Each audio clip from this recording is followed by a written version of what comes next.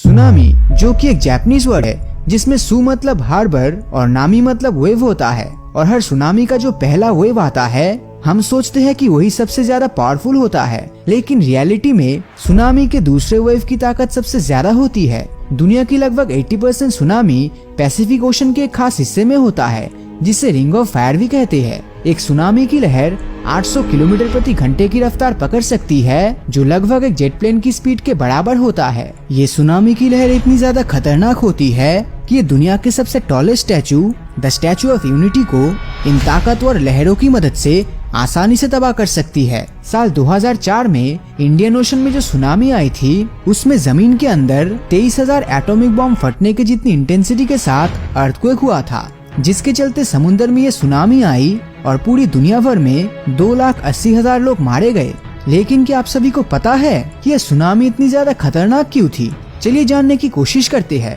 Tsunami की लहर समुद्र में उठने वाली आम लहरों से अलग होती है, क्योंकि जहां ये सामान्य लहर चांद के ग्रेविटेशनल पुल और समुद्र के पानी के डिस्प्लेसमेंट से उठती है, तो वही सुनामी लहरों के उठने का मुख्य कारण समुद्र के अंदर आया भूकंप होता है। इंडियन ओशन में सुनामी लहरों का उठना भी समुद्र के अंदर एक मेगा थ्रस्ट भूकंप का नतीजा था। ये भूकंप 1600 किलोमीटर के सबडक्शन जोन में हुआ, जो बर्मा प्लेट के नीचे इंडियन प्लेट के खिसकने की वजह से उत्पन्न हुआ था। इन प्लेट्स के खिसकने से बहुत ही ज्यादा एनर्जी रिलीज हुआ और करीब 30 क्यूबिक किलोमीटर में फैला पानी डिस्प्लेस हो गया था, जिस वजह से पानी के अंदर करीब 5 मेगाटन के पावर की जितनी लहरें बनने लगी, जो वर्ल्ड वॉर 2 में इस्तेमाल किए गए सारे एक्सप्लोजिव की एनर्जी से भी दुगनी थी। अगर हम सभी सुनामी का एवरेज निकाले तो इस दुनिया में हर साल करीब 2 सुनामी आती है और 15 साल में एक सुनामी बहुत ही ज्यादा खतरनाक होती है। अब आप सोच रहे होंगे कि आखिर इंडियन ओशन में आए सुनामी बाकी सुनामी से ज्यादा खतरनाक क्यों था? इसे जानने के साथ हम ये भी जानेंगे कि आगे आने वाले समय में हम इस तरह की सुनामी को कैसे रोक सकते हैं। तो ये सब जानने से पहले हमें पता होना चाहिए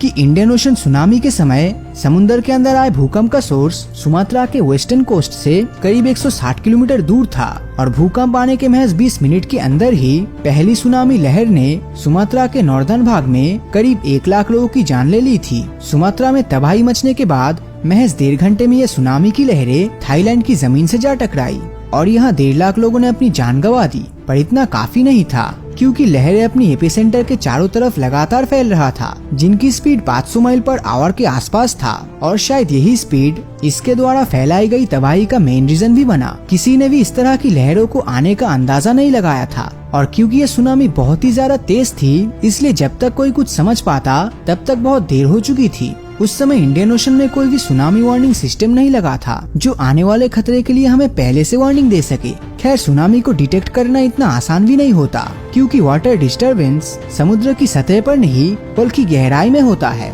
जिन्हें आसानी से नोटिस नहीं किया जा सकता। लेकिन कभी कभी समुद्र के पानी से गुजर रहा कोई जहाज ही इसे डिटेक्ट कर सकता है। अब अगर बात की जाए आने वाले समय में इस खतरे से बचने की, तो याद रहे कि सुनामी की सबसे पहली वार्निंग भूकंप ही होती है। हालांकि इस खतरे को नोटिस करने के लिए इतना काफी नहीं है, और इसी वजह से बहुत से जानकारों का मानना है कि अगर समुद्र के अंदर इफेक्टिव वार्निंग सिस्टम लगा दिया जाए तब हम बहुत हद तक आने वाले खतरे को प्रेडिक्ट कर सकते हैं। पैसिफिक ओशन में लगे सुनामी वार्निंग सिस्टम बहुत ही ज्यादा सेंसिटिव है और ये आने वाले सुनामी के खतरे के बारे में पहले ही आगाह कर देता है। अमेरिका द्वारा इस सिस्टम को पैसिफिक ओशन में एक ऐसी जगह लगाई गई है जहां सुनामी का सबसे ज्यादा खतरा रहता है। तो जैसा कि मैंने वीडियो की स्टार्टिंग में रिंग ऑफ फायर का जिक्र किया था, ये सिस्टम वहीं पर मौजूद है। रिंग ऑफ फायर जो अपने ज्वालामुखी और अक्सर आने वाले भूकंप के लिए जानी जाती है, और शायद यही वजह है कि अमेरिका द्वारा इस जगह पर इस वार्निंग सिस्टम को लगाया गया है, क्योंकि ऐसी जगह पर अक्सर भूकंप आने की संभावनाएं बनी रहती है, और इसी भूकंप से निपटने के लिए डार्ट सिस्टम का इस्तेमाल किया जाता है, जिसका फुल फॉर्म है deep ocean assessment and reporting of tsunami. ये सिस्टम 3 हिस्सों में बटा हुआ है। पहला है प्रेशर रिकॉर्डर, दूसरा है सरफेस बॉय और तीसरा एक्रोस्टिक ट्रांसमिशन लिंक। इन तीनों में सबसे पहला काम समुद्र की गहराई में लगे प्रेशर रिकॉर्डर का होता है, जो वाटर प्रेशर को मॉनिटर करके उसका डेटा एक्रोस्टिक ट्रांसमिशन लिंक की मदद से सरफेस बॉय को भेजता है। अब अगर कोई बड़ी लहर तेजी के साथ प्रेशर रिकॉर्डर के ऊपर से गुजरता है जो सामान्य लहरों से ज्यादा हो, तो तब ऐसे में ये तुरंत सुनामी अलर्ट दे देता है, जो सरफेस बॉय से होते हुए सैटेलाइट के पास पहुंचता है और सैटेलाइट इसे सुनामी वार्निंग हेडक्वार्टर्स में भेजता है, जिसके बाद इस अलर्ट को क्रॉस चेक करके वेरीफाई किया जाता है और अगर सुनामी सचमुच का हुआ तो तब ये आम लोगों तक टेक्स्ट मैसेज के थ्रू ये अलर्ट पहुंचाया जाता है। आज पैसिफिक ओशन में 40 अलग अलग डाटा स्टेशन बनाया गया है जो रिंग ऑफ फायर के अलावा कैरिबियन और अटलांटिक ओशन में भी मॉनिटरिंग करता है और इसका सक्सेस रेट भी काफी अच्छा है,